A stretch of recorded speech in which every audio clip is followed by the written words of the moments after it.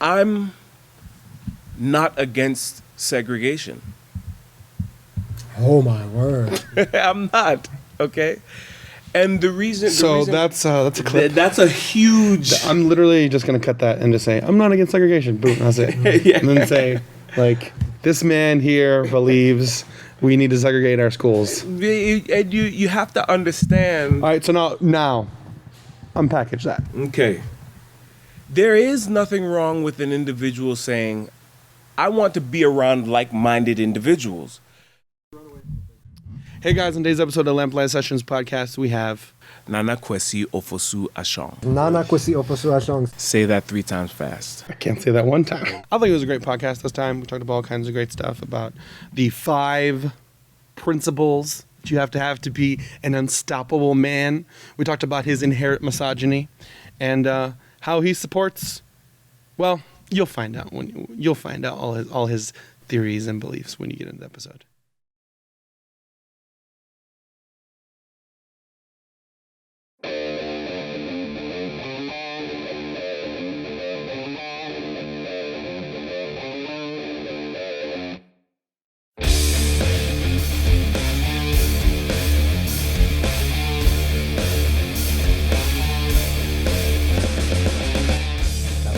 You know, all right.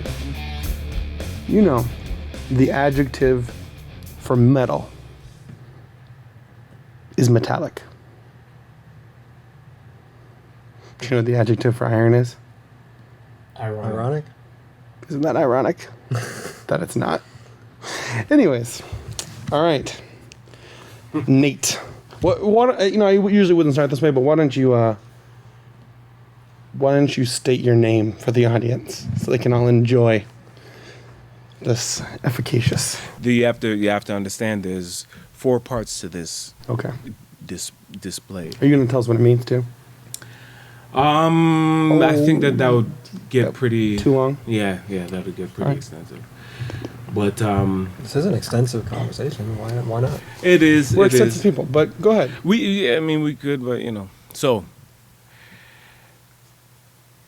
The name that I was given at birth is Nana Kwesi Ofosu Ashong. Say that 3 times fast. I can't say that one time. And you get a reward. All right, so I'm just going to call you Nate. Please do. Which goes in part of the great African king. Which is what people know me as today, as Nate. As the great African king. Yeah, no, the great African king. Not that. The great African king who's never set feet on the nation of Africa. Not yet. Continent. I did that on purpose. I said that on purpose. People are gonna go, oh, you didn't know Africa was a continent. I knew Africa was a continent. Yes. The great nation of Africa. Here's the burning question everybody wants to know. Okay, really? All right. Can Canadian thugs really be called thugs? You have to put an A at the end of it. Canadian thugs, eh? Thugs, eh? What about the thugs, eh? You put thugs, eh? And not to offend our millions of viewers in Canada. Yes. So, actually, that actually just makes, just to clarify, you weren't born in Africa. No. You were born in Canada, right? I was born in Canada. Because for some reason, I know the reason, because you tout African heritage. Well, let's get into this. And I appreciate that. Because, the way I was brought up was a desperately African household. Desperate. Okay, it was a very African household. All of the children had African names, specifically Ghanaian names, right? Because my parents are from Ghana. Both of my parents are from Ghana. My oldest sister is Ayebia. Yeah, and you have to get the tone proper, okay? You can't just Ayebia. No, and that's what it was. That doesn't do it. That doesn't do it. You have to have the accent. You have to have the right intonation. Yes, because the like my father's language is Twi, which is pronounced or spelled Twi, right?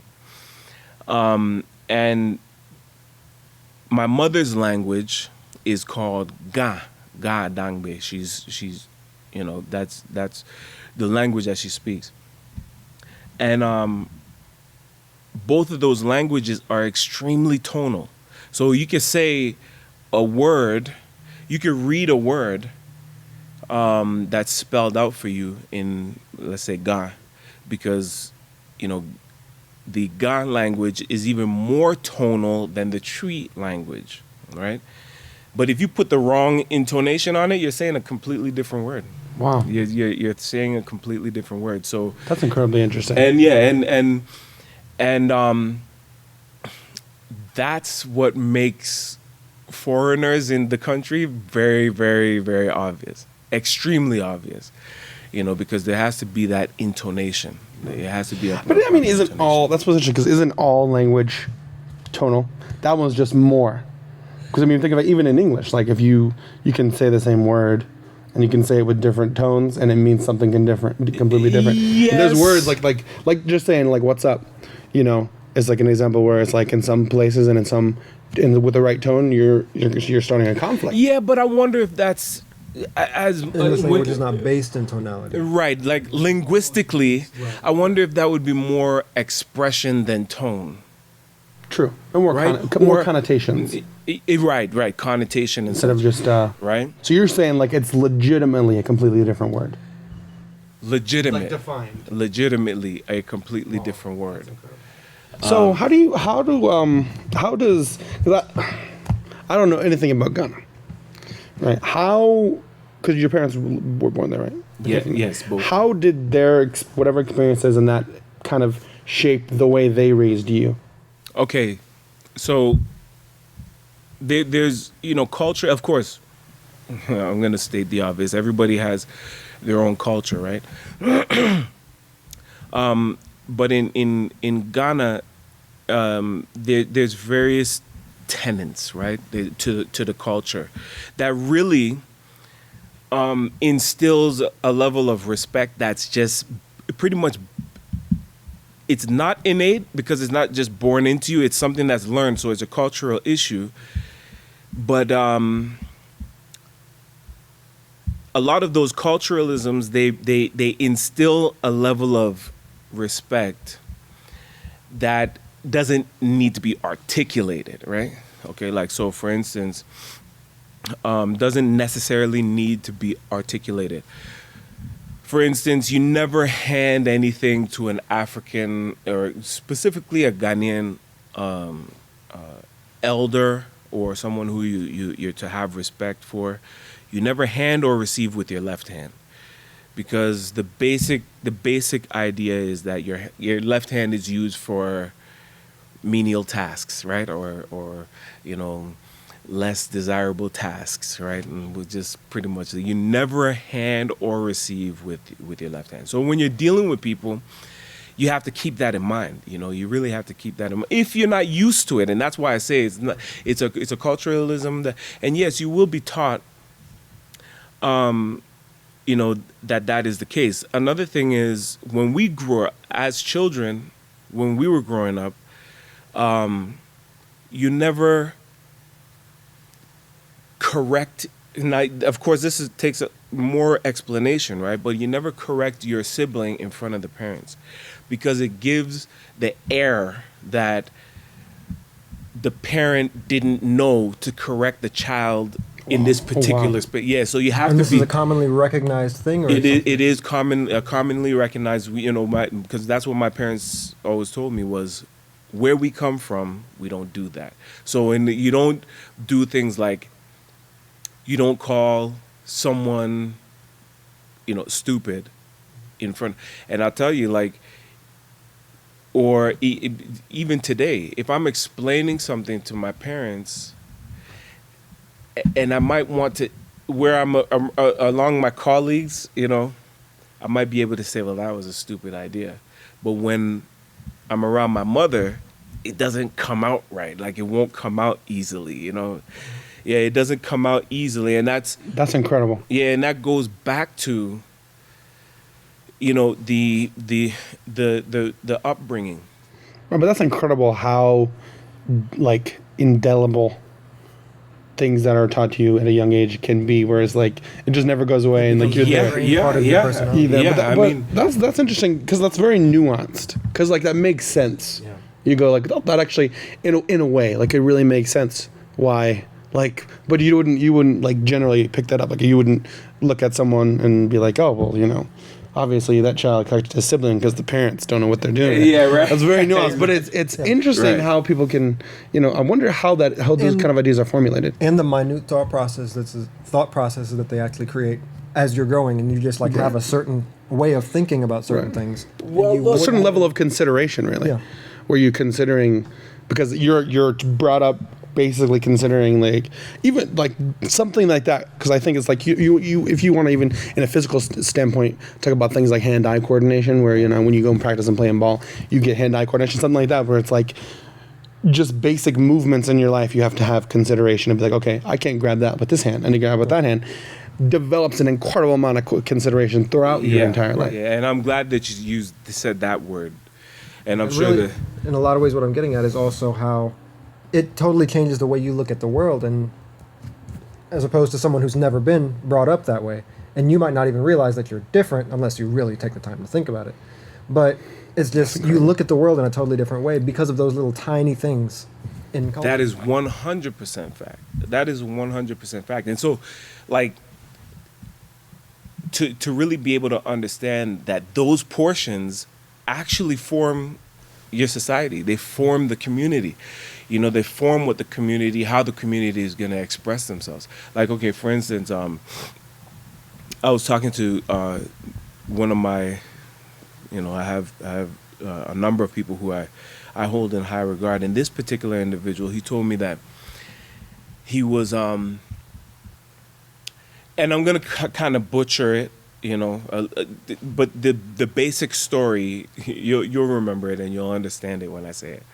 And you'll know who I'm talking about too. He had a business meeting, and the business meeting was with some Japanese investors. Okay, and his culture, a smile, and kind of chuckling, and North American culture, right? You warm up to the people who you're coming across. So the meeting was done and everything, and they went their way. And they lost the account. So he was kind of like, man, I thought it was great. We're trading a lot of information or whatever. And one of the guys told him, he said, no, that's, you were actually doing too much smiling for them. Wow. You were doing too much smiling and too much for what was told to him was for the Japanese culture. If there's too much smiling, too much joking, that means you're not taking me seriously, right? You don't see me as an equal, or you kind of take me like a joke, and it was enough for him to lose the account. That's incredible. Yeah. That's not incredible. I use that word too much. Incredible. That's interesting. That's surprising that you can, because you wouldn't think you did anything wrong. You wouldn't. There. And so, but it still makes sense. It does. It makes so much sense. Yeah. It does. Because it has to be like, but then I don't know. Maybe it's a what's the word? A stereotype kind of idea. But in my head, I think of Japanese being like, or Asian people being like very smiling a lot. Very joyful people. So you would intriguingly, but in its place. In its place, I guess.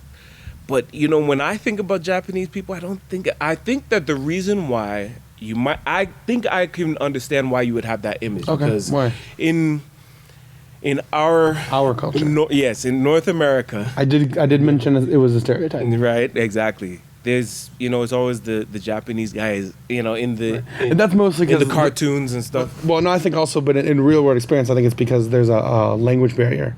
So you're kind of trying to get past understanding. Like, I have no idea what you're saying, but okay, if I smile, it'll be like, and I know you have difficulty understanding what I'm saying, but if I smile, you won't think that I'm insulting you. Yeah. And a smile is universally accepted as just being agreeable, if not agreeable, at least polite. Kind of Yeah. taking away the threatening. Yeah, it's not Generally, threatening. yeah, Like they say generally. you open your teeth to this. In human culture. In human culture. Yes. In animal culture. That's a challenge, showing your teeth. That's true. In ape culture. Thankfully, we're not apes. Some people would argue with you on that. So that pretty Some much. people I might mean, prove otherwise. some people, that could be taken probably. yeah, usually. That could be taken. Maybe you shouldn't have said that. See, if I said that would be a problem. No, Because I'm an albino. No, but that really goes into just like what you said, the upbringing. There was a huge imprint. I mean, there was a huge imprint in my mind. Like for instance, the guys that I was running with. I mean, you name it, they were doing it. In the tough streets of Canada. You wouldn't think.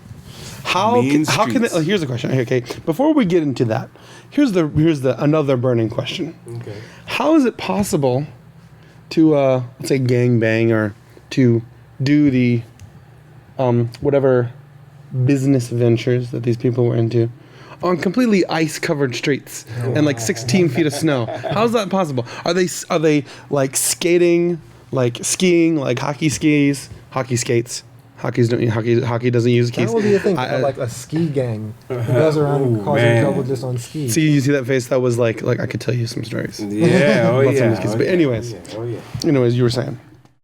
I was gonna play around and say that you can't get your driver's license unless you know how to drive on ice in Canada, but that just wouldn't be true. So we won't. But you really shouldn't have a driver's license unless you know how to drive on ice. I would beg to differ. Really? I would beg to differ. So you think that we can just what you're saying? I'm gonna go ahead and just presume is that you want just hundreds of people driving crazily on the ice that don't know how to drive and just. Well, I thought the point was it shouldn't be necessary for you to be able to drive on ice for you to get your. I think it should be necessary. Okay, I think you shouldn't be allowed to drive, specifically in a place where there's a lot of ice without knowing how to drive. Okay, I get it. Miscommunication. I agree.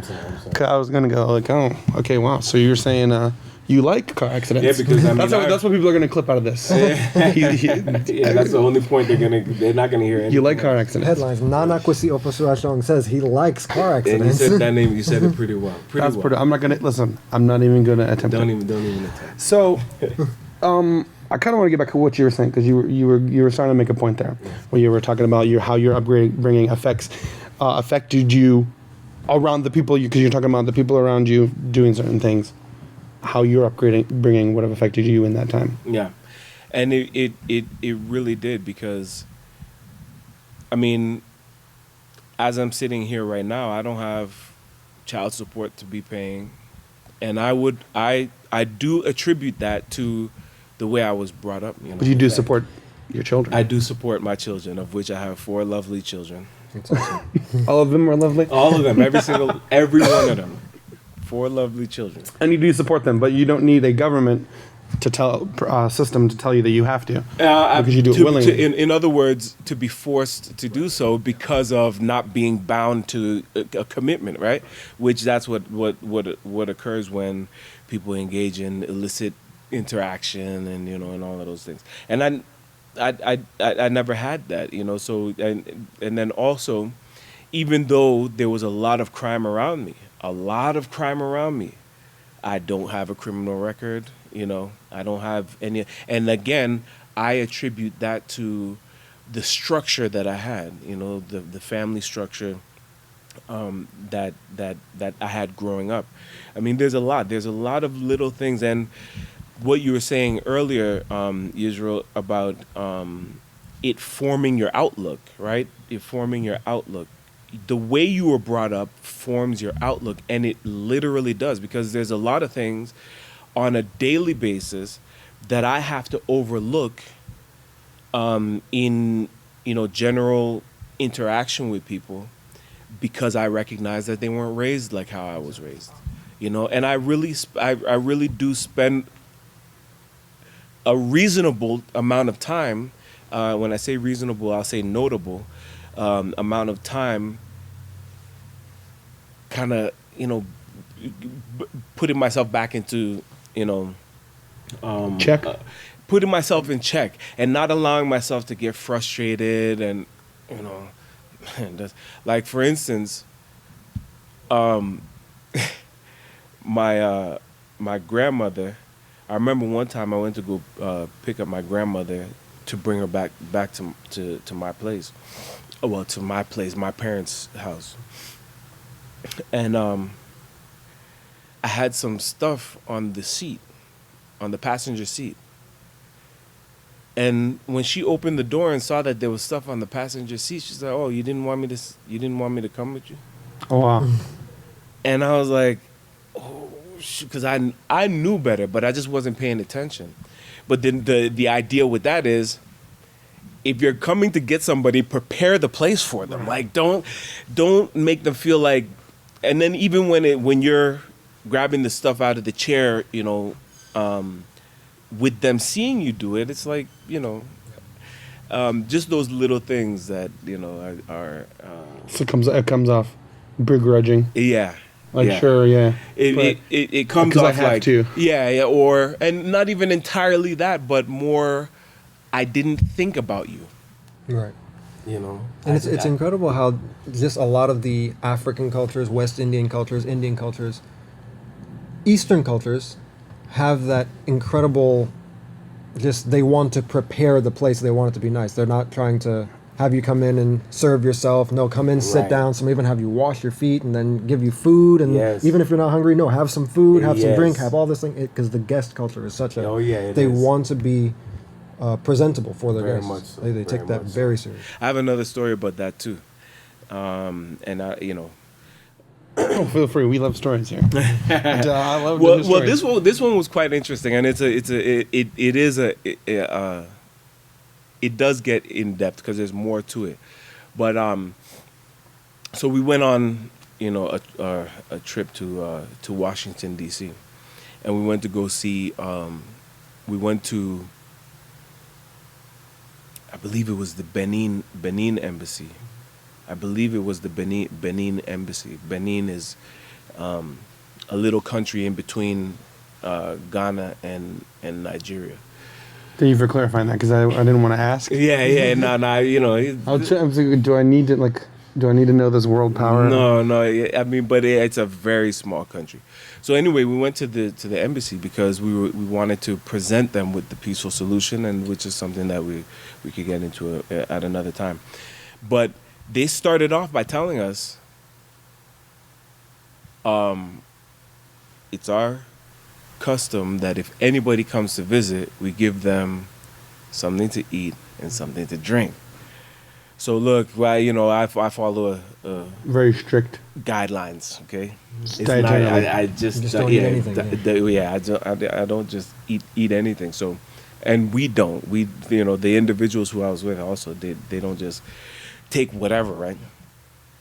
So we were like, okay, we want to be cordial with these individuals and respectful to their, you know, and they came out with Ritz crackers and Coca-Cola. Oh wow.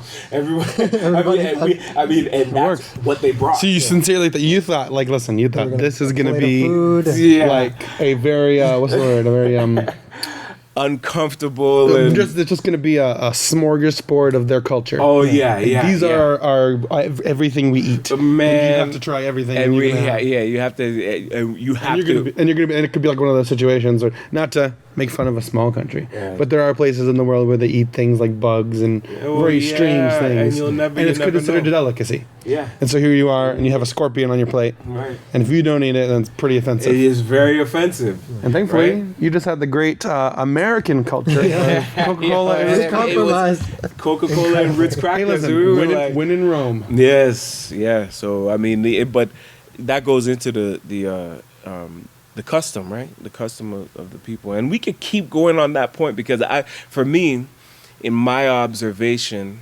looking at people, I've always been very interested in cultures. I've always been very interested in why certain things are in certain aspects. Like, okay, why in Asian countries, why do they bow? And then there's different types of bowing. There's a bowing to a woman. There's a bowing to a man. I mean, all of those different things which they do generally promote respect. Which is it's a cross-cultural concept. Yeah. Respect. Yeah.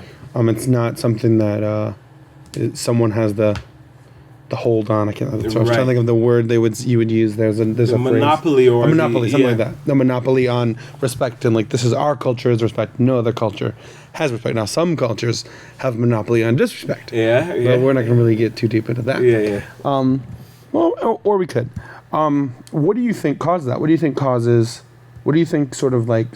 I mean, obviously, most likely you're talking about circumstances, but what do you think kind of incentivizes or causes one culture to develop a very disrespectful sort of kind of in part aspects of it, where Can I have some input on this? of course. Because I think, and I'm not saying you're wrong. There are some cultures that do have some ingrained disrespect, Right. but I think it's also very important to when you're dealing with people intercultural, like meaning you're from one culture and they're from another culture and you're just getting to know them, they might come across as incredibly disrespectful for the reasons that we talked about earlier. Yeah. Right. Like to his family, I wanted to say ancestors, but to your dad and mom and to your grandparents, someone from America that just comes in and says all the things that's on their mind and whatever, they're not intending to be disrespectful, so you could say it's not disrespectful maybe, but to them it's incredibly disrespectful. Right. So they would say the American culture is so disrespectful. They might not be wrong. Okay, you see, what I mean? that's true. But what I'm specifically talking about is, and we'll use America as the example. America has certain people in the culture. Because listen, the culture of America is so now at this point broad and diverse because it was a melting pot, and they call it the American experiment, where they have all these different cultures, and it is a melting pot. But there are certain people with the idea of what is called American exceptionalism, and the idea that America is, and I quote, blessed by God, chosen by God, and it's a blessed nation, and that they are separate and we're better, or certain people would say that we're better. They would say we are better and whatever. Now, obviously I think there are certain aspects of America, specifically in its foundation, that are positive that other countries don't specifically have. Okay. Yeah. But then I understand that at this point it kind of is, it is the center of the world. It is. Even though, some people would put it, you would state it differently, and obviously, and when you're on the opposite side of the world, you kind of, but everybody knows about it, about America, and it's like, like I would say, as goes Hollywood, so goes the rest of the world. Now you see all these other countries trying to develop their own form of movie and Hollywood, basically. Yeah. You have Bollywood, I'm sure there's other ones. That's the only one that comes on top of my head because it fits. It's just a change of one letter. Bollywood, there's Nollywood. But it is true that America is. But I think that the funny thing is, though, at the same time, we also, like, our greatest exports are not things that you really want. Like, obesity is one of our greatest, one of our touts of. I mean, not that it's great, but it's like when you talk about being at the top, certain numbers. Yeah. Or We're also not known for being very smart. Yeah. That's true. In the people overall, and I think that could be, and a bit naive too. because when you're put in a position, it's kind of something we talked about in our last episode with Larry, where he talked about he mentioned hardship. We talked about hardship, and he was talking about how hardship actually, a struggle makes strong people. Yeah. But on the opposite side, when you're put in a position where it's fortunate, as they would say, or you have a lot of amenities, you begin to kind of loosen up, and you don't have that struggle, because it is important, I think, and I think that's part of the aspects. It wouldn't be described as struggle, but when you're talking about your upbringing, things like discipline and all these things that are kind of taught, you wouldn't necessarily describe as struggle in what other people would describe struggle. But I think it's very interesting how we now live in a world where people they will work, like a man will work hard all his life. And he'll think like, okay, I'm working hard, and he'll build an empire, and he'll think, I'm doing all this so that I can rain this down on my family and my children. And he doesn't realize he's actually doing his children a disservice, because he's giving them he earned all this, and he learned the principles that made him the man to do this.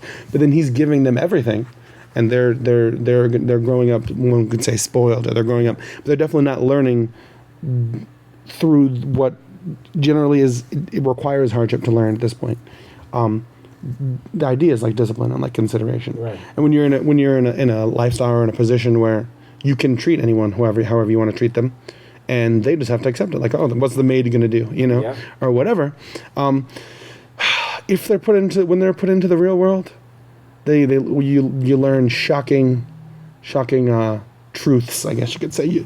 It all comes down, and you realize, like, now you're in prison because no, you can't bribe everybody. Right. You can't get away with that. No, but sometimes that's the situation. Sometimes you can. Sometimes when a person who doesn't realize, like, and I think it's because it is difficult. It's probably the most daunting and difficult intellectually task to raise a child, because so much can damage that you process. have to consider a lot. There's a lot that you have to consider, and because I believe you said,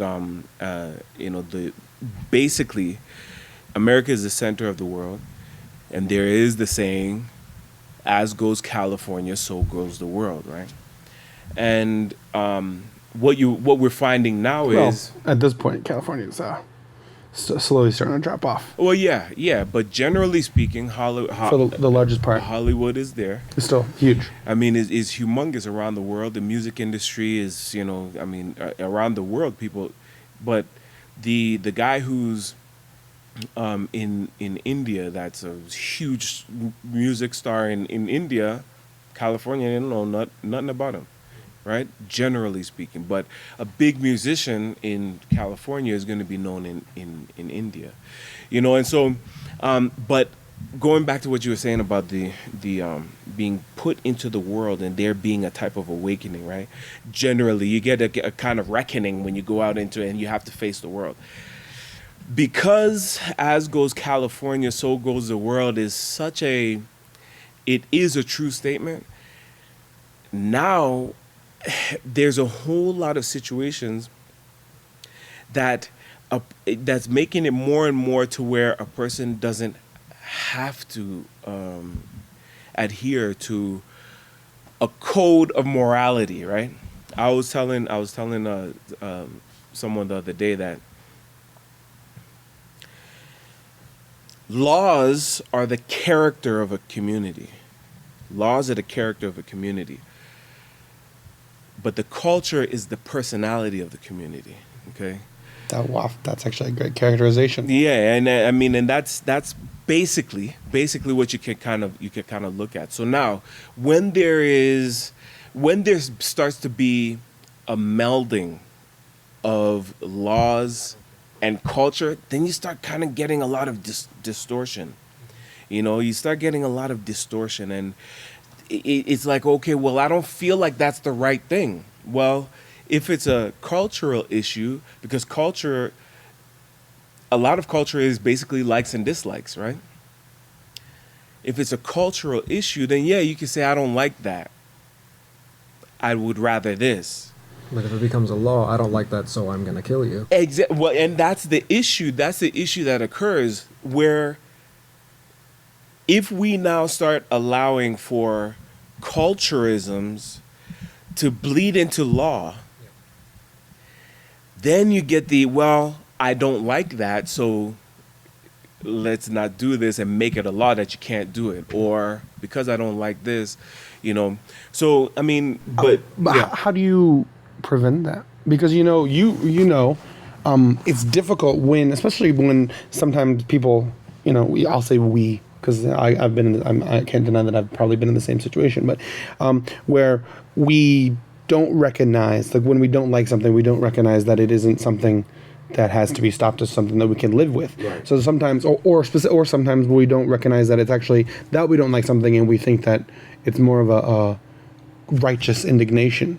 We have the right to dislike this thing and we need to put a stop to it. And because we start to, in our head, start run down all the reasons why it's wrong or we don't like it, and often we can then build this whole sort of idea that's based on an emotional. See, I've always held the idea that, in general, if you start, even if you're very intellectual and smart, if you start your entire idea based off emotional feeling, it can't really. The foundation is already junk, and it can't really stay up at the top. And I used to I was having a disagreement with someone the other night. I was trying to tell him because we were having a disagreement, and he was starting from this point here, and then I wanted to interject, and he kept playing. I was like, hold on, I can't. Here's the thing.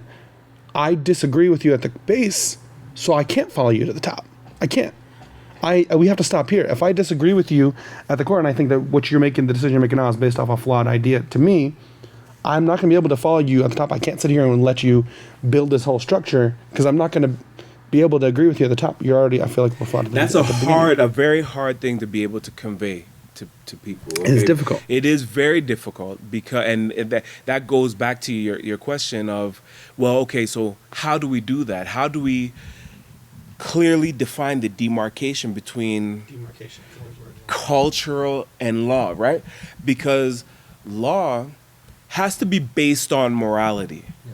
It has. I think that's the ground there. And there has to be a clear definition of what that morality is. We have there's a general idea. Everybody knows you shouldn't steal. Everybody knows you shouldn't kill and all of that type of stuff.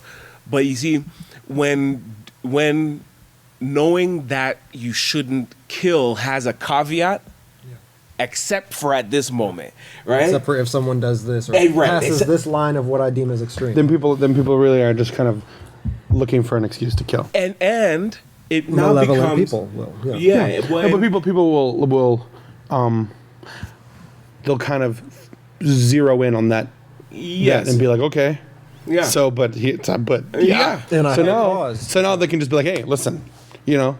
So you want to sit situations where people will like an example would be like where people, you know, will claim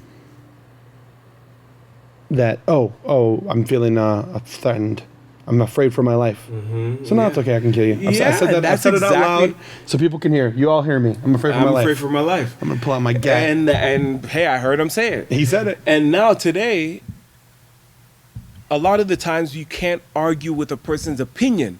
So if my opinion is that my life was in danger, I now have the right to react in, you know. And that's why there has to be a delineation and an understanding. And there has to be a understanding of what is fact and what is opinion. There has to be the facts.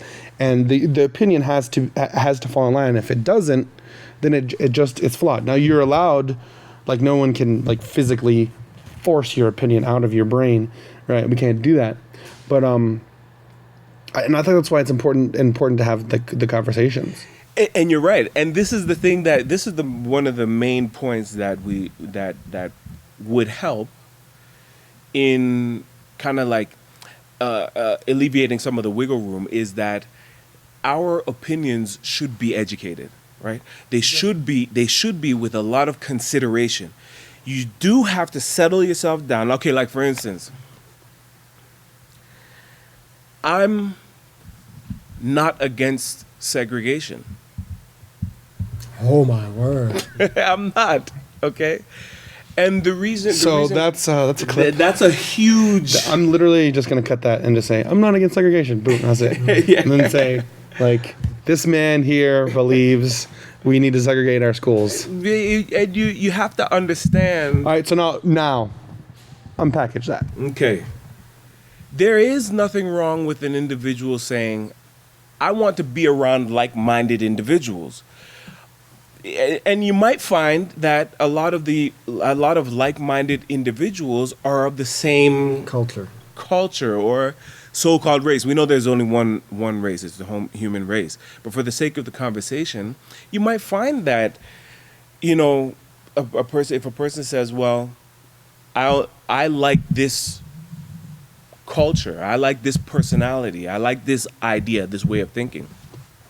And so they get around those people. There's nothing wrong with that.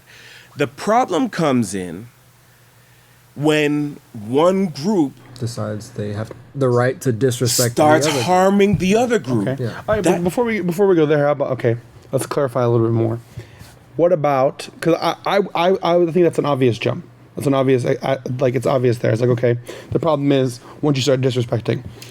But what about, is there an issue if this group here is like, I want to be around this culture, but isn't it, and you start being in these people, this culture, but is an issue when you start to say, no, you can't come over here, though. I don't want you, you're not allowed over here because you're not a part of this culture. Well, yes. Okay. And wait. Yes, that's an issue? It's... Or it can be an issue. I did say yes, but what I'm saying is that is a viable consideration, okay? If an individual doesn't, at the very least, respect that culture that they're entering into,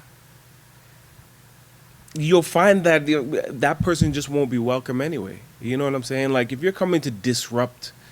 Yeah, it has to all be mutual respect. There has to be this definitely needs more explanation, because this is a situation where a lot of people right now who are watching probably are going to say, hold on a second, they're going to be examining this alongside, which is great. And I'll say this. I'll say this. We might not be able to come to a clear consensus within the time constraints that we have, but at least I just think it's important to explain a little bit more. Yeah. And I think it's important to kind of direct the conversation in that direction. A lot of people are going to be examining this alongside civil rights. Yeah. Alongside because that's the most notable idea of segregation they're going to have in their head, which is you have a time period when black people aren't allowed on buses. They're supposed to sit in the back of the bus. They're not allowed here or there. Right.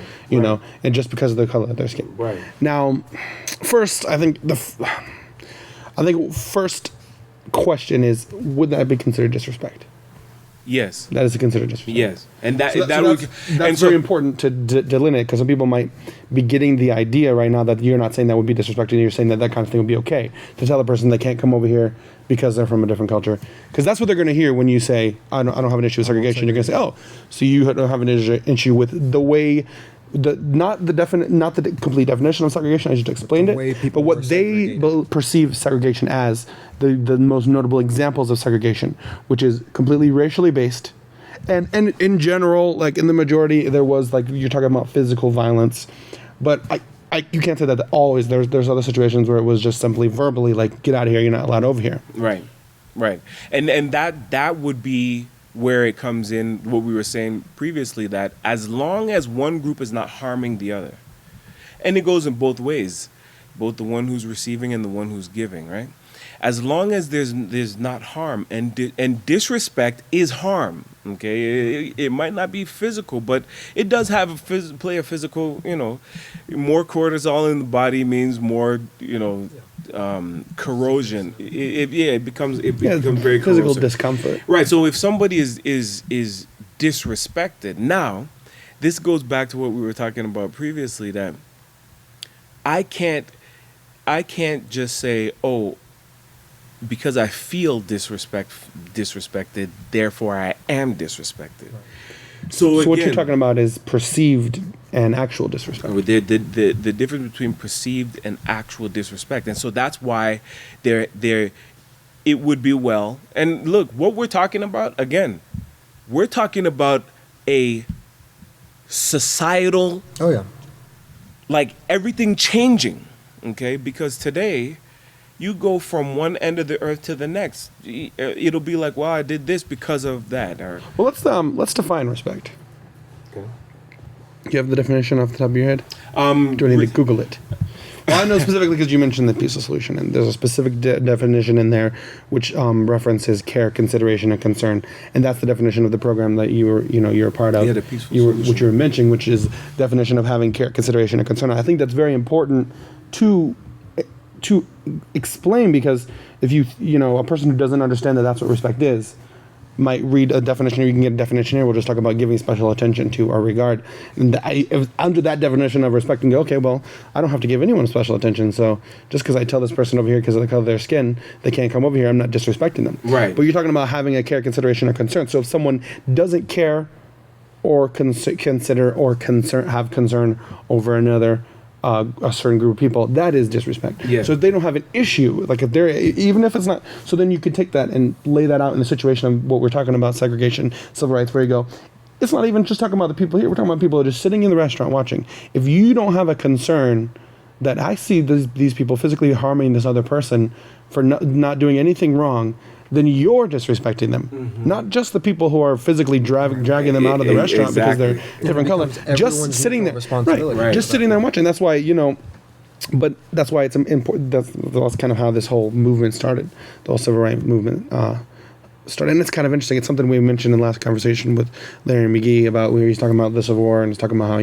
people don't recognize that there were white people who freed the slaves. Yeah. It wasn't like the black people didn't have the right to vote. You couldn't free you couldn't free yourself from that. You couldn't free yourself. So it was these people here who took it upon themselves and realized, some of them, not all of them, because that's a deeper conversation which we had with him where some of it was about personal gain, but some of them who took it upon themselves to say, I can't sit idly by and watch this wrong.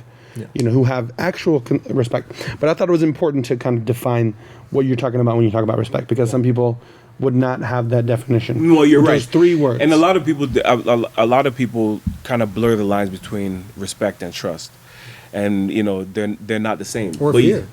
Right, with fear too, and even that, it's not because you fear somebody that you respect them. So again, all of those things go back to what we were talking about. Opinion, and opinion has to be educated, right? Your opinion has to be educated. It can't just be I feel therefore I am, right? That's the issue in the world today. Yeah, but that's what you see in the world today. See, because that's what I was thinking of earlier when we were talking. That's one thing I was thinking of is that the situation is when you run into someone who just has the wrong opinion and then just refuses to change it, and so you can lay out completely just demolish their argument, and they'll just go, I just don't believe that. Yeah. Because it's based off emotions. When when you deal with situations where you tell someone, you're like, hey, listen, you can't do this thing here, and that's going to hurt you, and they go, I feel like I should be allowed to do that. I feel like, and it's like, okay, well, that doesn't matter how you feel in comparison to the facts of a situation and the actual reality we live in. But see, we live in a world where reality itself is blurred. Yeah. And people have gone to this point where it's like they're talking about their truth and their reality. In my reality, you can do it. It's okay. Well, in your reality, this is a perfect place for that joke. In your reality, whereas in my reality, I could say, well, you can see me right now. I'm visible. I can clearly be seen. But I identify as being invisible. So I'm transparent. Yes. But in reality, people simply just they just say, okay, this thing that is a fact that we know, that if you jump right now on the earth, you're going to come back down. It's gravity. I simply just don't believe that's true anymore. Yeah. And so it's like, well, the fact is there is a specific basic reality. Yeah. So the fact is, no matter how hard, don't believe in Peter Pan, no matter how many happy thoughts you have and how hard you think, when you jump off of the roof of the building, you're going to hit the earth and you're going to die. Right. Yes. You're going to die. Yeah. And that's just how it is. And you can sit there and get angry at me and be like, listen, you're so close-minded, you think like gravity is a real thing. Yeah. You're not regarding and respecting my reality. And so we get into a world now where it's impossible to have conversations with some people because they're not grounded in reality. It's like talking to children. You ever talk to a child and you ever talking about something and they'll just be like, okay, and they'll be like, well, I would just get in a helicopter and I would fly over and jump down on you. They go, it's like, okay, you know how to fly a helicopter? I go, well, I would just go to helicopter school. Yeah. You're talking about you can't really make any ground there in general, other than trying to plant seeds and hoping that things change. You can't really make any ground in a conversation there, because if you and I, and this goes back to what I was talking about, if we're here in a separate explanation of the metaphor, I don't know if metaphor is the word, if we're here at the bottom and we can't even agree on the foundation, there's no way we're going to get to the top of this building. We're not going to be able to get there because we can't even agree on 1 + 1.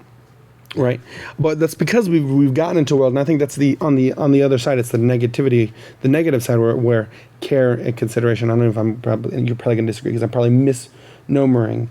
I don't know if that's the right word. But where it can go too far, where people then get to a position where it's like, oh, but you hurt that person's feelings. Okay, it doesn't matter if I hurt their feelings. He needs to know. He can't go jump off this building. He's gonna die. Well, I don't like hearing that. I don't like that. That hurts me. That's violence. It's aggression. Yeah, it's and now violence. All this. We live in a world where a person's emotions and feelings are more important than the facts.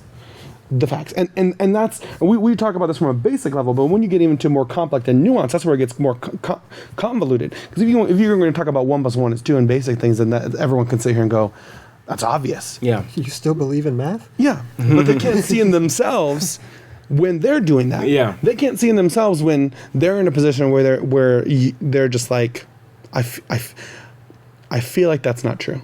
Like, okay, well. Yeah. Well, I mean, and look, that's one of the things that and again, there's so much that we could go into off of that. But one of the things that Larry brought up previously was the struggle, right? Struggle has a very sobering element to it, right? And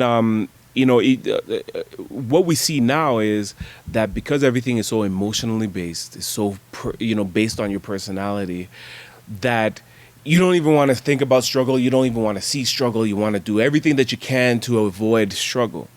But struggle has a very grounding element, and there's of course it doesn't solve everything, but we do bring our own struggles on ourselves, and for those who will be like, well, I don't believe that I need to drink water to be hydrated. I believe that I have the ability to condense air and cause it to turn into H2O in my body and all of these things. But it's like when it comes down to it, you'll have a hard time doing that. And that's where that struggle comes in. It's just a hard time. Yeah, it's not that it's impossible. Right, you're gonna have a hard time doing that. So that and again, but I tell you, this is why it's so important to have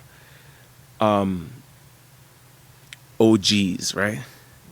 It's so important to have mentors. It's so important to have individuals that can hand down to you these concepts that you don't have to go out and flush them out. The explanation will be the explanation will be there, and that really puts it on us, to be able to teach the younger generation. That's why I'm so thankful that you guys have decided to create this podcast, the Lamplight sessions, so that there could be these type of conversations that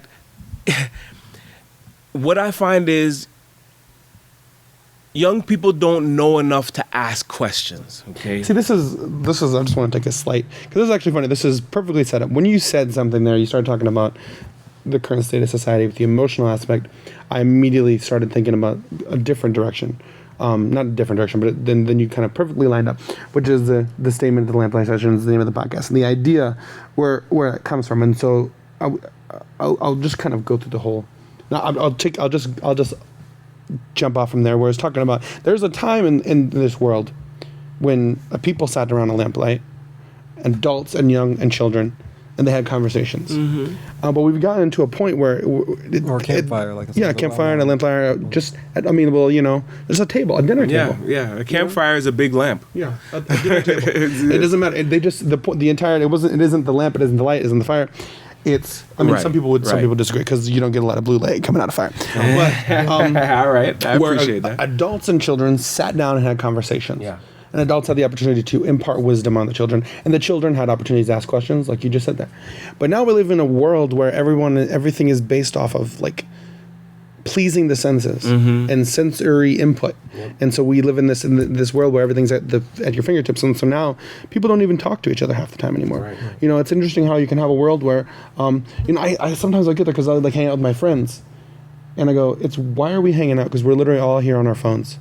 We're not texting each other. We're all on our own, sitting here. It's like I could do this at my house. Yeah, I don't need to sit here with you. Yeah, and be on my phone in my world. And what's interesting is we still crave that human interaction. Right. Yeah, but we got the presence to the dopamine. See, so that goes back into what we were talking about the struggle, right? About the struggle, it creates its own struggle. Once you start retreating into, your 7x3-inch reality, because it's easier. Because it's easier, and the way that people react to each other in text, they won't react that way in face to face. Oh, exactly. Absolutely. What's incredible too, you can be connected to a network of thousands of people on your phone, and that wouldn't be as easy in real life. but you're still more disconnected. But mentally see, from all those people. that has caused so much damage. Yeah. There, that's the suffering. Even on just a simple aspect. I mean, just with like young people in the world today, girls are more prone and susceptible to it. But about just having all these other people's opinions in your face, whereas the world in before all this. Is like, well, you just kind of only know the people around you, and their opinions matter. But now, someone who doesn't know you, 1,000 people who don't know you can just get on here and give all their opinions about the way you look, the way you talk, the way you dress, everything about you. And when you're a younger person, kind of formative years, and you're coming up, that means a lot. It damages you, and that's what you run in situations. And that's why, with the onset, actually, it was in the documentary, The Social Dilemma. I'll give it a plug, even though I don't know any of the people who made it. It's not a sponsor. I was watching. Larry turned me onto that because he's super into that documentary. I was watching, and one of the statistics, The Social Dilemma, it's on Netflix, or used to be on Netflix. One of the things they were talking about is with the onset of social media, like the suicide rates in the teenage girl specifically went up. From there, it's just been going up steadily from the onset, because it's kind of and so. But not just that, there's aspects of just the attention span and that sensory input. Where now you're in a position people don't even know how to talk to people. Yeah. They don't know how to have a conversation. They don't know how to. I've seen it in myself. Essentially, I've seen it in myself where it's like. It's weird. It's awkward to hold a person's eye contact, to have a conversation. Yeah. You want to just look at your phone. You want to look away. It's awkward to, and then it affects the way your mood, your attitude. Like I'll run it. I mean, it's like so many times I started asking myself, like, and examining myself with it, because so many times, like I'll be watching something like this isn't even real. So it's acting. It's a movie. It's a television show, and physically I'll be like sick. And like emotionally, like I'll just be like, here, my day is like, I was watching some darker stuff. So these weeks, I was sitting there going, I was not for long because I'm self-aware, but for a moment I was sitting there going, like, I'm having a horrible week. Like my mood is in the dumps. And it's because what I was watching is like a really, there's a bunch of sad, like it was a dark thing. It was a dark show. And so I'm there, like it's permanently affecting my mood. So like I'm here in misery, like emotionally, like I'm here just like, and I'm sitting here going, and I'm like my brain, like I was like, listen guys, my brain is like in this like, because in the world it's like a really dark world where people are dying, as in the conversations and the speaking, everything's like desperate, because it's kind of entertainment. So in my world, I'm in this like, I'm in this world where I'm just like my brain has started having this conversation. I'm like, people gotta live with this stuff, and I'm going. What is wrong with me? Yeah. This is kind of these kind of things. But when you have this everything at speed of light, it's like when you're talking about, I have difficulty doing things. Like I gotta go cook something, right? I'll be sitting there for 10, 15 minutes finding a video to play, so I can just play in the background, because I can't sit with silence. And so I've been struggling with this, and then sometimes it gets to the point where it's like it's the opposite, where I realize like I just put my phone down, I turn it off. And I feel kind of recharging. And there was a point this past week where I was depleted, like physically, mentally. Yeah. I was depleted, and I just didn't want to do anything. I was apathetic, but I was like an exhaustion. And I just kind of put my phone down over there, and I just went and did what I had to do. Cleaned up, whatever I was doing. And like after an hour or so, I started to feel better. And I realized like we really don't. And it's actually negative for us, but we really don't need consistent, constant sensory input. No. But we've come to the point where we believe we do. And it's because of addiction, the things in the brain, the dopamine, all these things. We were talking about, I think it was this past weekend. No, he wasn't there. But we were having a conversation about dopamine and how, addiction, drug addiction, different drugs trigger dopamine in different ways, meaning it's released in different ways from different drugs.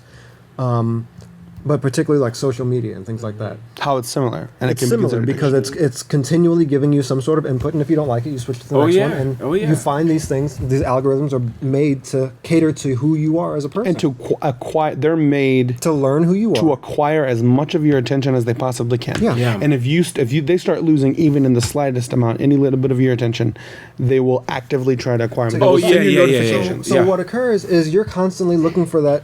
Like, you find videos that maybe don't spark your interest, but you're constantly looking for that next dopamine hit. That one that sparks with you, and man, I can relate. And then you're just constantly looking for that, and it becomes an endless scroll. But they did this experiment with mice. And I believe it was, I don't want someone to quote me on this, but I think it was a Norwegian experiment. Okay. I think that's right. But they did this experiment with mice where they put them in an enclosure, and they gave them a lever that would release dopamine directly into their brain, or it would trigger that dopamine release, and, food and the normal other mouse activities. The mice sat there and hit that lever. And if they didn't stop the experiment, the mice would have starved to death. Yeah, because that was an easier way to get dopamine than doing the things that would normally give you dopamine in life, like eating, living, and this, because the dopamine is the reward center. It rewards living activity, things that keep you alive. And if you sort of taint it with all of these other things, you'll just go after that, and you'll be in that apathetic state that he's talking about. You'll veg out and do these things. And so that kind of goes back to the how the struggle does ground you, because if people didn't realize that, right? Okay, fine. We didn't have to. Accomplishments do release that dopamine. Well, they and that's the other when thing you're able too. to beat the struggle. Like for instance, when and look, that's a huge point, because the key is accomplishment, all right? And okay, so what is an accomplishment? The accomplishment is, like for instance, you can microdose on accomplishments, but gradually get yourself to where you're able to, do larger things. But anyway, what I was going to say was what we were talking about previously concerning, like, for instance, your body will tell you, if you don't know what signs to look for, you'll be becoming dehydrated. A lot of the times, everybody takes a swig of water. A lot of times what occurs is the brain registers it as hungry. Well, why? Because when you eat food, your salivary gland gets affected, and there's water that starts going down your throat and whatever and whatnot into your system, so it could go into your stomach, so it could go into your system. So your brain says to you, okay, we're at this desperate state where if we tell him he's hungry, we're going to at least get a little bit of water. And so it'll tell you, hey, you're hungry, go get something to eat. But somebody can actually die from that, right? Because if your body is relying on the salivary glands to open up, send water, and then you swallow it down, eventually that gets burnt up, right? And a person can actually die if they don't have the understanding. If they don't have the understanding that your body can actually make you think, your brain can actually make you think you're hungry when you're actually thirsty. So this is the issue that we have today in society. We have this insatiable thirst. It's become an insatiable thirst. It's become a drug. Social media, the thirst for that dopamine hit, the hunger, the drive for that dopamine hit has become primary. You see anybody who's strung out on methamphetamines or crack cocaine or whatever, they forego food for the narcotic. And that's what we've seen with social media, the same thing. But it's not only, this is the other part to it that makes it such a larger conversation, is that it's not only social media, although social media will be the focus. It's whatever desires that a person puts in front of the actual needs, right? So when people get caught up in pornography, that becomes so what is that? What is that? What is that thing that causes that? The scriptures will refer to it as lust, illegal lust, right? Now, if my illegal lust is, okay, you have kleptomaniaism, people who why do they get caught up in stealing? Because the stealing caused that dump of dopamine to, for some reason, and they get caught up in that, they get stuck in that. What's interesting about that is because there's so many of those little things that what society would deem a normal person would look at and say, what causes that person to be a pathological liar? What causes that person and it's the same things that the mainstream people are doing. It's the same exact chemical balance. And really, if you think about it, just like we were talking about culture earlier, how a certain way you were brought up as a child can totally change your outlook and the whole way you think about life. It's the same thing. Look, this conversation is really, really... He's a kleptomaniac He just sees things and has the Broad. desire to steal them because that's how his mind has become wired. But what winds up occurring is, okay, let's stop him from stealing. Put him in prison. Oh, and just let him sit there. Yeah, just let him sit there. And you haven't looked at the actual problem. So, Charles Manson, right? He was going up for parole, and this kind of good. We tied this into the conversation. He was going up for parole. I don't. Is he dead? I don't remember if he's still alive right now. Or not, I don't know. We'll find out. But anyway, at one point he was going up for parole, and he was denied. So they had a reporter. I can't remember if it was Christy Brinkley or one of these well-known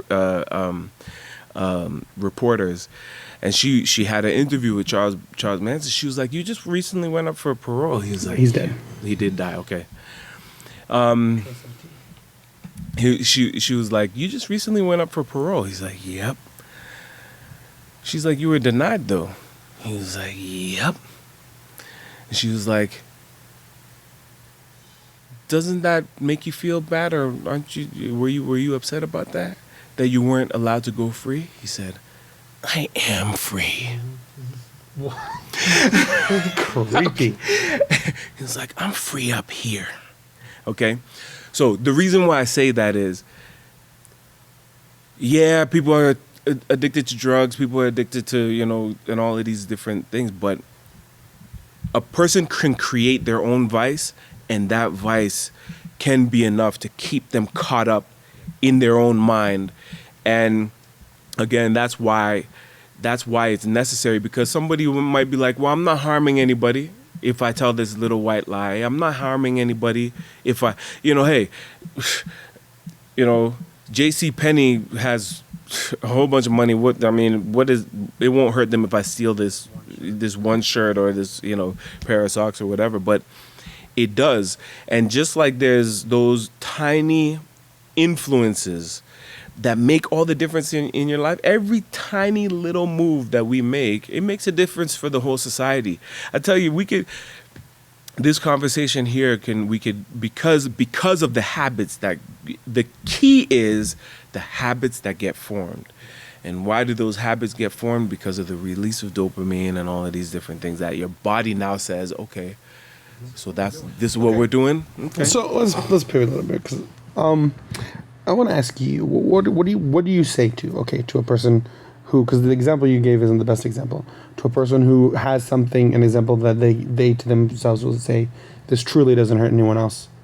No, I mean, okay, but myself. Now, in one specific way, listen, I think that it's important to recognize we believe every life is important. So even if you're just hurting yourself, you're hurting yourself. And that's a person who's being hurt, and that's wrong. But how do you explain it to a person who's like, okay, maybe they're cutting themselves, or they want to commit suicide, or they're harming themselves in some way, or they're doing something that they enjoy, even though they know it can be negative, it can be bad for them, they still enjoy, but they say to themselves, and they say to you, "This isn't harming anyone else but myself, and I have autonomy over myself, and I should be allowed to do it." So, if a person would understand, there's a fundamental portion that everybody needs to understand. When it comes to harm, you are 100% never harming yourself alone. Period. Point blank. There is no moment when a child sits and cuts themselves, that pain that they're feeling is never contained to themselves, because it becomes something to someone else. It later becomes something to someone else. So if, say, a young lady is into cutting and her friend starts feeling depressed or whatever, and she says, "I started cutting myself," that first individual will most likely not be able to tell that other individual how to stop doing it. They might not even feel the desire. They might not have. They just won't have it in them to be able to stop that issue, or to help that individual. So that's a harm. That is a harm that is done. I remember what I consider to be the greatest teacher. He said at one point he said, the most selfish thing that a person could do is not study. So you might be like, well, if I'm not studying, I mean, it's me, you know. And I agree entirely. I mean, I've at various points, I've kind of thought along those lines, like, okay, so I mean, if I know the right thing to do, and I do it, okay, I mean, then I just do the right thing. But no, you're always an example to someone else. Always. It's always about paying it forward. You can't do anything but to pay it forward. But because we've become so selfish, right, and self-absorbed, we don't ask the questions, and we don't know how to ask the questions, the necessary questions. We don't know how to involve other people in our life in a beneficial and proper way in order to be a benefit. Like, for instance, marriages originally were not about the two individuals getting together. They weren't just about the two individuals. It was about a whole community. Okay? Two people coming together was about the growth of an entire community. Okay? It wasn't just, so when you get into all of the boyfriend, girlfriend, that's a whole nother conversation. But you get into the boyfriend, girlfriend, you get into eloping and all of that type of stuff. That's because of the selfism. Right. But that's because we're back to what we said earlier. We're in an emotional world, an emotional society. The emotions have been kind of put center stage, and so the emotionality of marriage and of relationships is the center stage. Yeah. And that's what it's going to be about. And there's never a conversation. So that's why it's funny, because it's like generally. That's an interesting. I'm gonna let you finish. All right, Kanye. But no, that is a very interesting point of view, because in fact, I should probably let you finish before we go, because this could be a whole conversation. Another tangent. Well, no, But- all I was going to say is that, it goes into this. That's what that is. We're in a place where emotions are becoming the most important, and so it not only has become the most important, it's then become the sole purpose in a lot of people's minds. Yeah. And then again, what you're talking about with really, the idea of love, people don't even understand what it is. Yeah. And so generally, but I mean, and that's everyone, but I'm speaking specifically about when you run into all these situations where you'll have like young love or teenage, whatever. And it's like, okay, you're this many years old, you don't even know what it is, and you're mistaking other emotions and sensory inputs as it. And so now you're about to make, and I think that's one of the biggest, the most negative things about reality is that people's physical abilities do not, the people's physical abilities and mental abilities are separate. And people have the physical ability to make life-altering decisions, but not even life-altering decisions for someone else. Like, people have the ability to create life before they have, physically they have the ability, before they have the mental ability to create and sustain life. And to maintain. And that is one of the worst things, because that's why you have people in the world who create children and ruin that child's life because they have no idea how to raise a child. Exactly. And so and this is the same situation where it's like, okay, you're young and you're physically, your body's able to do these things. So then you're confused and you just, I love this person. You're infatuated with this person, and infatuation is inherently temporary. Yeah. It is impossible to have. Infatuation is temporary. That's the definition. It's a temporary thing. Yeah. It's not a permanent thing. Well, it's going to go away. It's going to go away quickly. And oftentimes, specifically the way men's brains work and the way men's systems are, oftentimes after you do certain acts, moments later, the man will suddenly he doesn't care about you at all anymore. And look, that point right there, it is extremely tiring to be continually infatuated. Oh, yeah, your body. You will wear yourself out. This is something I said before. In the conversations we had, which is, and it's from, from other, it's not me coming up with this, it's from science, that the body is physically incapable of sustaining strong emotions. Yeah. It's incapable of sustaining. And It that's doesn't why want to. It's impossible. You can hold mentally, you can force hold the grudges, but that's why it's impossible to have that searing hatred. Right.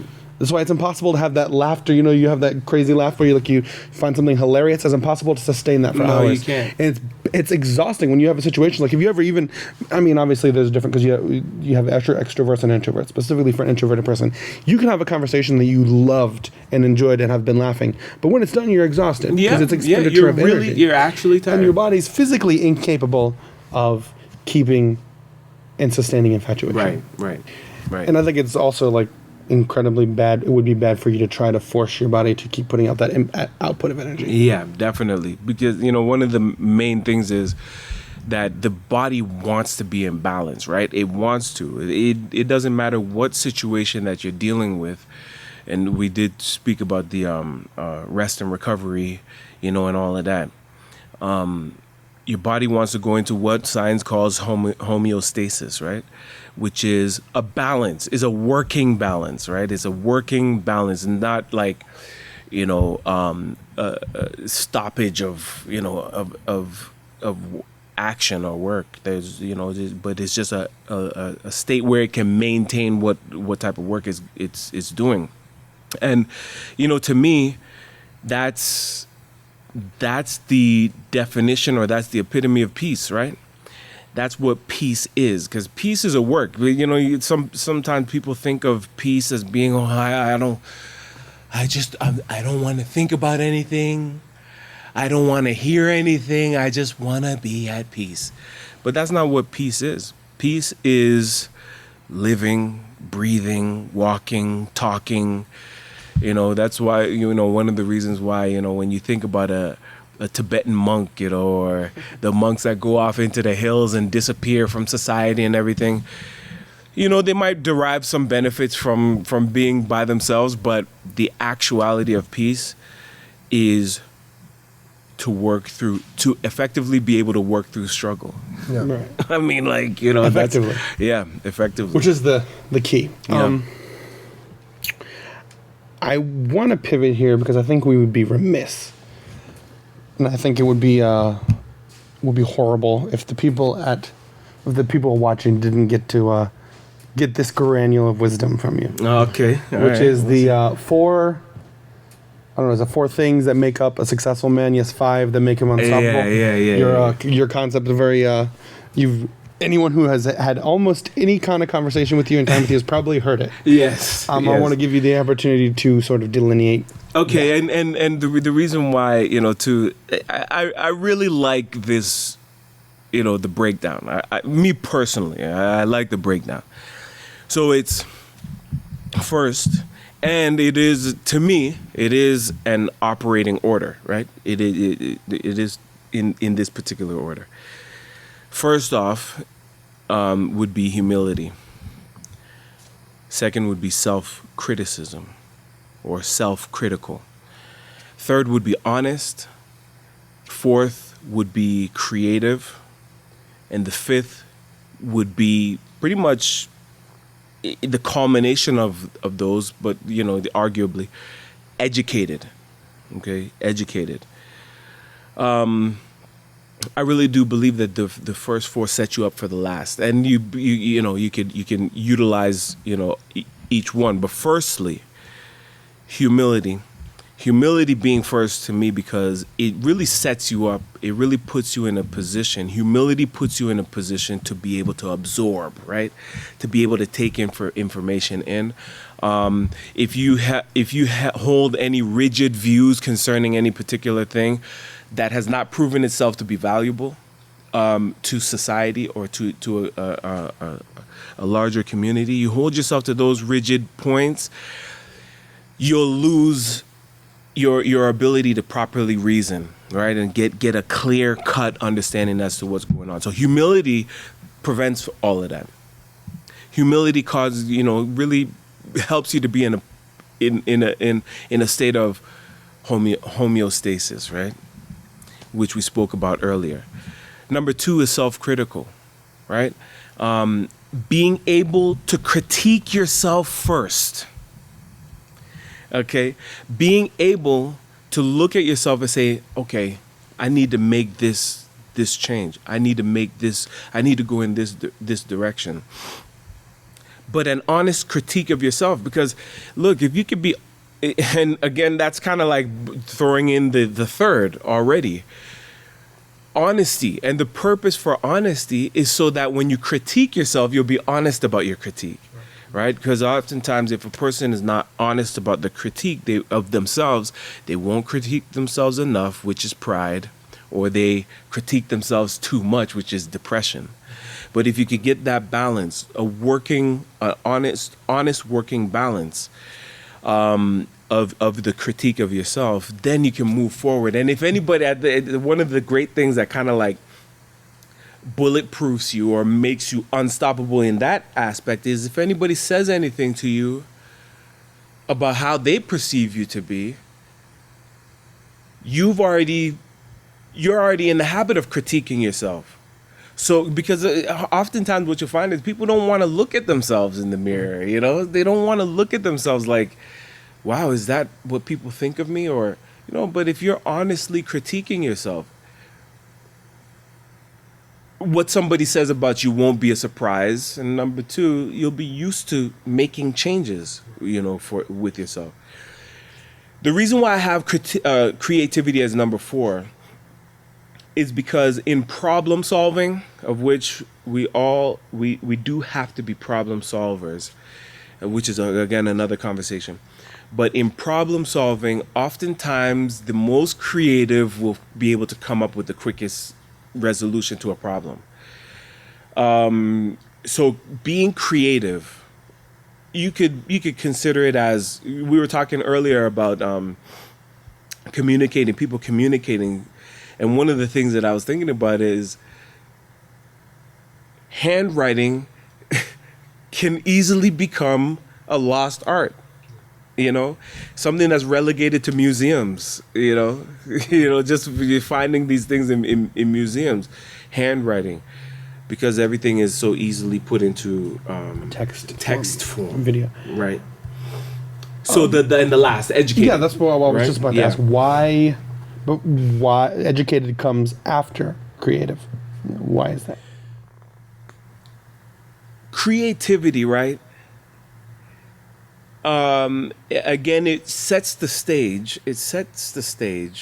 From my observation. Creativity sets the stage for a deeper saturation of information. Right? It sets the stage for information to sink deeper into an individual. Because if you're able to consider, right, and use similitudes, you know, which, I mean, again,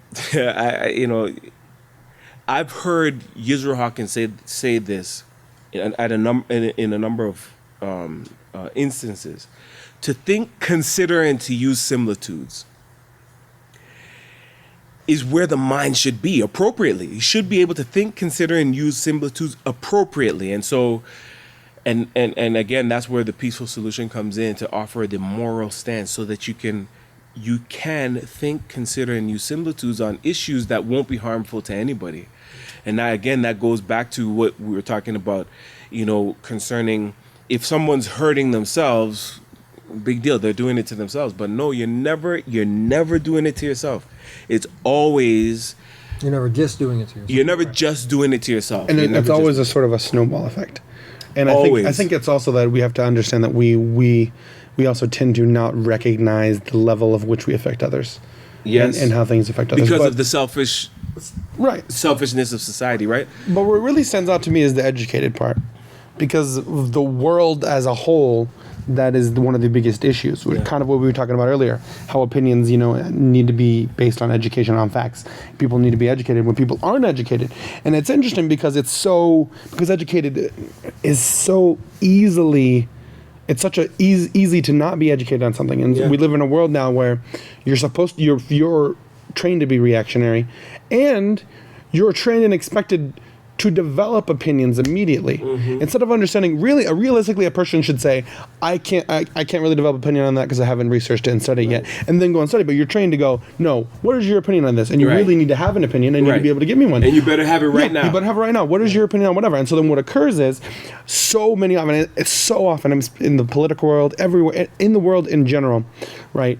The saturation of accusation and the amount of accusation is and viewership of accusatory people is much lower than the viewership of the actual person being accused. Right. And so you'll have situations where people will say so and so did this, and they don't give you all information. And then if a person who will go and get fully educated and understand will talk and find out, oh no, that person didn't say that, or he said this or whatever. And there's numerous times where people will just receive a headline, I guess, a notification on their phone, or someone will come and say, did you know so-and-so went to prison for whatever? And they go, oh, did you know so-and-so said he hates these people, like I was saying earlier? Like, it's like, okay, we're just going to put that out there. So now we're saying, if someone just listens to a clip and then goes and tells someone stuff, oh, well, Nate said that he supports segregation, and he thinks all black people should be segregated from white people, and they should be and it's like, oh, it literally something that's exactly what occurs. That's exactly what occurs on a large scale in the world, where it builds like that,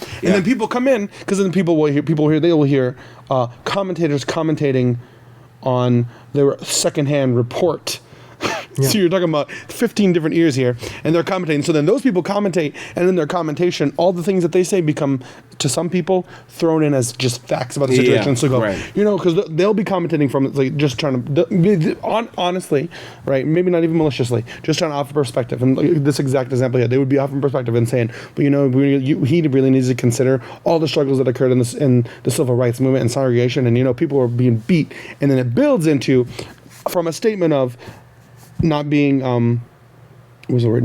What did you say? You said you weren't opposed to segregation. From that statement, before not giving you the time to explain it, that turns into, I support people being beat by the police.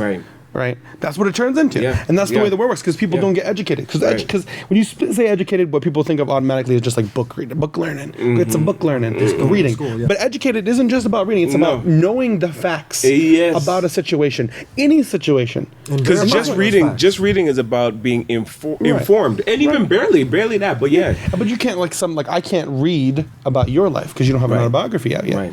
So I can't read about situation. It's even situational being educated. And it's difficult. It's something. It kind of goes back to the conversation we had earlier about infatuation and things of that nature. And so often it's people, and I had to do this, remind myself of this personally in my personal life and situations. People, especially young men, younger people, will find themselves carrying up someone else's flag. So they'll be in a situation where they're someone they know and they care about will just kind of tell them something, and they never. We often, this isn't just. I don't mean to pick on it, because this is everyone. Often won't consider. There's always two sides to every story, and there's always.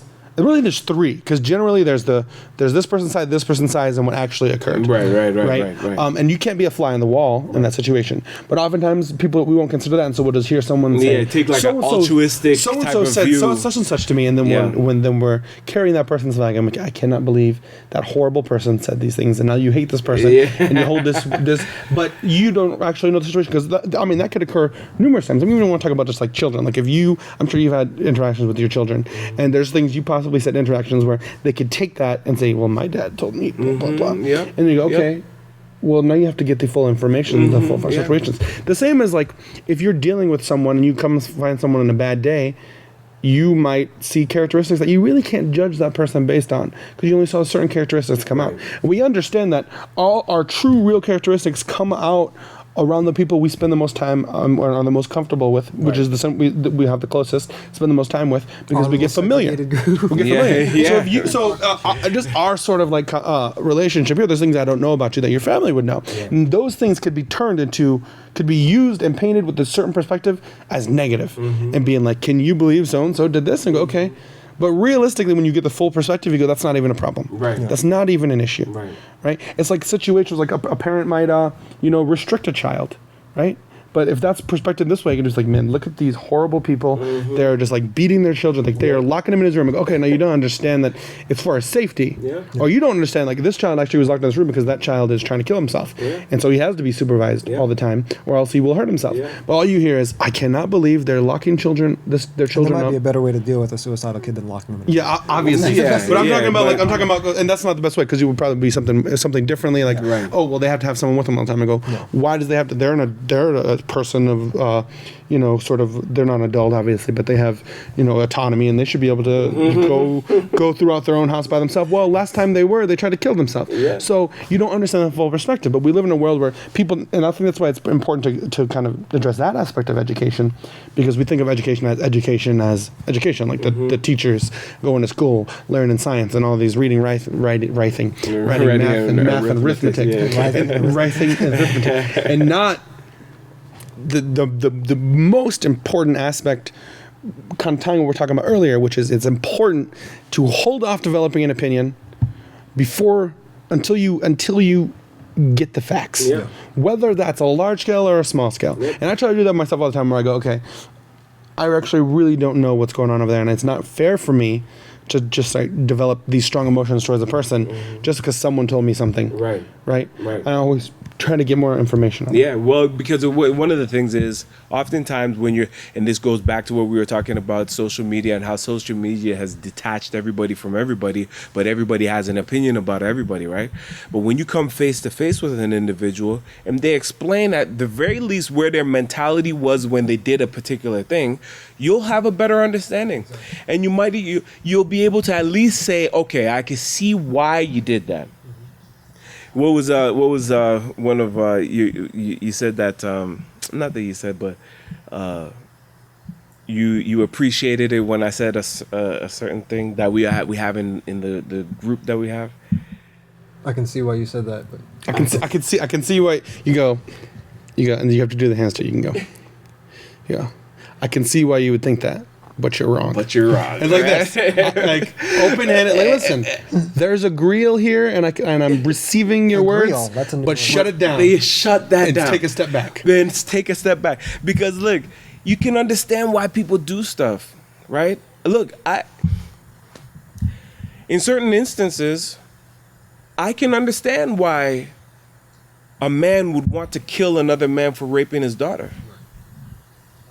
I can understand it. Do I agree with it? Nope. I don't agree with it. I don't agree with it. Where my mind is now. And I think that's an important place to be able to put yourself, understanding someone else's point of view, because that's the only way you can truly help them. Yeah. And that's the key. Once we start getting our minds to not be so self-centered and so selfish, of which, look, that is a monumental task. It is a monumental task because we're surrounded by things that continually turn you inward, right? Like pharmaceuticals. Pharmaceuticals is the express purpose of turning everything inward, because now you become dependent on that pill. If you start taking heart medication, you become dependent on it. And in order, no, I can't do this because my heart. I can't eat this because my heart. I can't stay out too late because my heart, it causes you to really look inward, whereas true health causes you to be outward looking, right? Because now you have ambition, you have, I can affect this person. And mental health is the same way. But when everything is like broken down to it's a very selfish society, self-indulgent.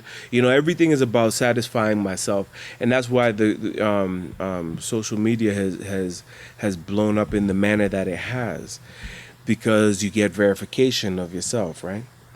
But I can really see why it's so necessary for individuals to be able to come together and talk, especially men, okay? Men need to be able to come together and talk about what's going on in the community and map out a proper direction for that community. This isn't misogynistic. This is not, because men are way, way better. Because we're not saying women aren't allowed to get together and talk. No, that's not what it is at all. Women can get together and share recipes. No, but they do. Okay. Look, when women are the ones who pretty much carry out the goal once it's been. They curate the life of a child. They actually are the ones that administer the direction that a child. Look, for me, I told you earlier that the way I was brought up, that I didn't get into a lot of stuff. I didn't get into a lot of the look. I've never been in a real fist fight my entire life. Never been in a real, and I can attribute that to my mother. I can't discount my father because he was there. I can't discount him, but the initial thought in my mind is, yeah, but what am I gonna tell Ma though? What am I going to tell my mother? And I think that you'll find that with men in general, mom, you got to protect mom, right? So that's something and that's because she was the first one. She's the first nurturer. So, okay, we say all of that just to qualify what I said earlier, right? That men need to get together. It's not a massage. But men need to get together and map out what the plan is going to be for the community. Appropriately. That means everything that we spoke about earlier. He has to be, each individual man needs to be humble. Humble doesn't mean weak. Humble doesn't mean like just roll over. Humble doesn't mean naive. And humble doesn't mean just taking any old, being naive. That's not what humility is. Humility is because someone said that he had to suffer the discomfort of correcting someone else, right? And I'm not saying exactly how he said it, but it was uncomfortable to correct someone else, but it was right for him to correct them. So he went outside of himself, how he felt, and did and that's what humility is, right? So I mean, all of those points are very important for us to, I wanted to actually go back a moment ago, a little bit when you're talking about. We were talking about understanding other people's point of view. Mm-hmm. And I thought that was very interesting because that is one of the core issues of the problem of society, specifically on things like politics, but why people can't agree. And it reminded me of the conversation we had with Larry. I don't think it was in the podcast, but conversations I've had with him, where we're talking about specifically his time in prison. And he was talking about how he, because there's obviously a white supremacist in prison. Yeah. And he would just go and talk to these people. And try to understand their point of view, and have conversations with them. And he's a black guy, and he had I don't want to say positive, but not negative relationships with people who are racist, completely racist. He had conversation. Obviously, he didn't agree with them, and obviously there was disagreement, but they respected him, right? Because he sat down and he tried to understand their point of view instead of, which is a kind of an interesting thing because we all disagree with racism, but it's interesting that in the world today, and just that specific kind of idea. Is kind of one of those situations where it's no, you don't even try to understand. That person is bad. Right. They're evil, wrong, bad person. They need to be eliminated from the earth, from the gene pool. They're terrible. They're awful. And then we start attacking them and make the enemy. We increase the divisiveness instead of trying to understand why does that person believe that way? Because we understand they weren't born with this Nazi symbol on their forehead and they're just tattooed in there and they just were born hating another person. They didn't have those ideas. And often it comes from a lack of education and fear. Yep. But I think another thing too is understanding how we could be in that person's shoes depending on their circumstances. That's the point. Is if we didn't get the information that we did, we would have the same kind of ideas. Same exact way. Right, you would put in the same position. So it's not like you're any better than a person. It reminds me, it's something about, and I mean, this all just, because earlier we were talking about humility, and I was thinking about how, some people actually confuse humility, they confuse being pride with thankfulness. And gratitude. And they'll make statements in a way where it's I'm so proud of this. Yeah, but also on the opposite, where they'll be saying I'm thankful that I was chosen to give this thing, blah blah blah blah, whatever. But really, and it's in there. It's a fake, and sometimes often what is a fake thankfulness. But in their head, it's but nobody else was chosen to do this. So and so they'll kind of lift themselves up and listen. I know I'm not special, but I was chosen, and I'm so thankful every day for all of the superpowers that I have, and that I am better than people out there.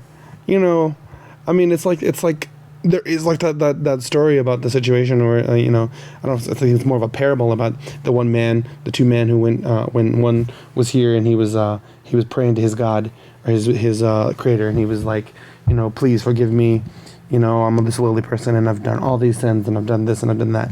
And the other guy was there beating his chest and going, like, oh, at least I'm not a sinner like this dude over here. Now, who actually is vindicated in that situation, right? Someone who's actually on it, who's actually sincerity of trying to be a better person. Right. Versus someone over here who's looking down on someone. And obviously you're not always looking down on somebody when we're talking about but that's one of the biggest things is when you look down on somebody and don't even try to understand their point of view because you're looking down on them and going, why should I lower myself to understand this disgusting? And that's what occurs. That's what we do. It's easier to hate someone if we dehumanize them. Yeah, yeah. And if we give them a reason. That's what we were talking about earlier about the righteous indignation. Yeah. So now it's okay to hate this person because they're a bad person. They're evil, right? Like you are right away. And that's not even like, it's like, no, you're right to physically assault. Like you should be able to beat them to death in the street and everyone should applaud you. And that's the level that it gets to where people, they won't openly say that, but they'll applaud like, oh, you smacked that person, they'll applaud. And then we have situations where it's like when, people were in upheaval back in the 2016 election where they were in upheaval and then certain people were dragging people out of cars and beating them in the street. And there wasn't like it was like, they supported that person, therefore they must be racist or whatever. And that was their thought process is, it's okay to do this. Yeah. I can do this because he's a bad person. Right. You're a bad person. And you've ruined the country with your decision to do whatever you did. And it's what causes, but that not choosing to understand another person's point of view is what has caused the continual divisiveness in specifically America. Yeah. But overall in the world it occurs. And we can see where people get divided. How extreme that can get. Yeah. How horrible that can get. Yeah. Well, I mean, the awesome thing about that is, and awesome in the sense of remarkable is, the longer a person is ignorant about another person, the more of the gulf, the more of the divide, right? But because there's more and more things that occur, like for instance, race is the so-called race. We know that there's only one race, but we'll say, for the sake of conversation, it is one of the most polarizing, but not only polarizing, people are afraid to talk about it. It's like people are literally afraid to talk about the issues of so-called race. But I believe that if we were given the opportunity to be honest about our conversation about race, there would be a clear consensus.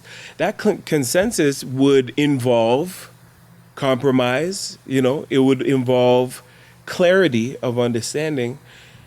It might not be 100% agreement, but it's just like what we were talking about before. You could get in front of a person and say, okay, I can understand why you think like that. I don't agree, but I can understand why you think like that. But everybody's so afraid of it. Everybody is so afraid. That's what makes the table for proper discussion. There's a lot of and you're exactly right. It's impossible to have that discussion without that openness. If a person can't come and say, look, this is what I think about the situation, and then have it flushed out, have your thoughts, your opinions, because that's what we said earlier, that your opinions have to be educated. Opinions can't just be, well, this is what I think and this is what I stand on and this is just what it's going to be. Because you can't. Your opinions can't. In your own reality, you've made that a fact. Yeah. In your own reality. I think this is that's why I think it would be a great.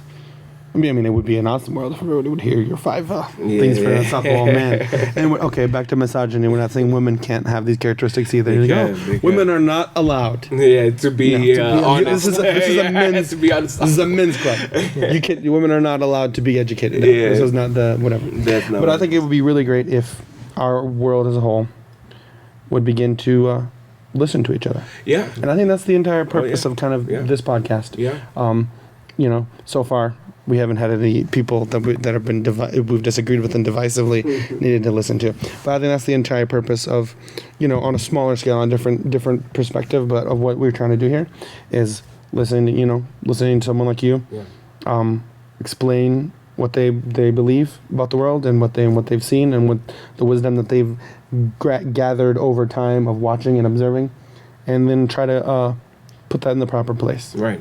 And I think if we can all do that, it'll be a much better place. We'll be definitely on the road to a much better place. But since we've come to a consensus here, I know you gotta get back to your mansion in Ghana. Yes. I just want to thank you for being on the show. I appreciate it. And hey, We will have you back soon. I appreciate that, and I look forward to it.